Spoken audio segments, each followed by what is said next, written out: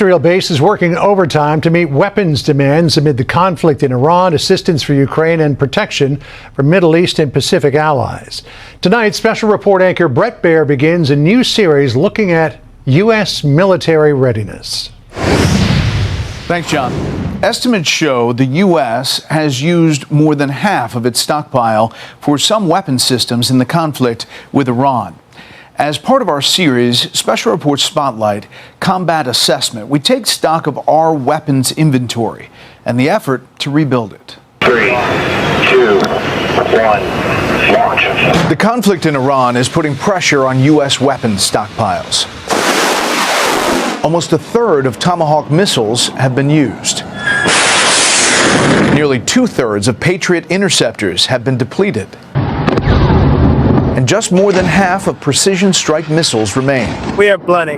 We have a lot of ammunition, different types, more than we could ever use no matter what. But we have a lot. I'd like to have more, to be honest. The Center for Strategic and International Studies says the U.S. has enough missiles to continue fighting in Iran under any plausible scenario. But Pentagon officials are also concerned about tomorrow's wars.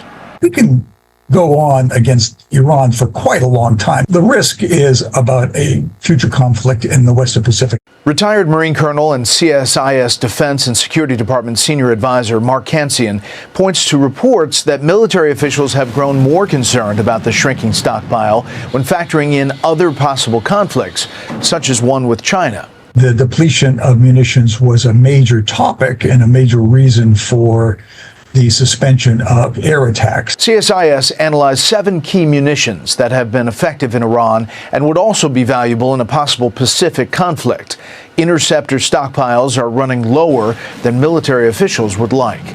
Our inventories were getting way below what the war planners wanted, that might encourage China to do something, and therefore it was now a consideration for continuing the war against Iran. The group also notes additional munition stockpiles are substantial, but it could take years to rebuild some key inventories, even with additional congressional spending. There's a concern about our ability to make enough missiles, to make enough ammunition, and there's real doubts about where we are as a country. Do you share those concerns, and what do you think we are doing about it as a country? I have real concerns about our defense industrial base, and God forbid we find ourselves in a lengthy, serious war and our ability to produce what we need. The Pentagon's budget request for fiscal year 2027 includes $5.8 billion for Tomahawk missiles, up 513% from fiscal year 2026. The request for precision strike missiles is 245% higher. Terminal High Altitude Area Defense, or THAADs, up 650%, and Patriot missile segment enhancements up 927%. The military equipment inventory has noticeably decreased because of the war in Iran, and there is this request for a lot more spending than previous years. What's your sense of the stockpiles? Listen, if it's a $1.5 trillion package for defense, I'm all in. I really am. The munitions are going to be there. We're going to continue to do what we have to do to protect the world, protect Israel and everybody else in the region. But even after funding is approved, it will take years for the new munitions to reach the battlefield. It takes quite a long time for the U.S. to produce new interceptors. They're complex manufacturing assemblages.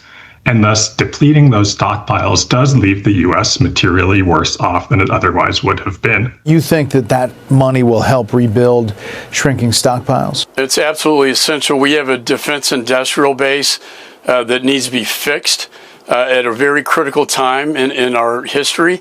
With the conflict in the Middle East, President Xi of China is watching our stockpiles very closely as he contemplates threatening behavior towards the Taiwan Straits. And so it all kind of factors in together. The Patriot missiles requested in the fiscal year 2027 budget likely will not be available on the front line for another 3.5 years. The Tomahawk estimated delivery timeline sits at almost 4 years. Some munition orders could take as long as 5 years. Before the war, it would typically take about 2 years for the first system to arrive, and then another year after that for the last. With the war, those timelines have been extended. U.S. manufacturers are working to increase their production capacity for key munitions.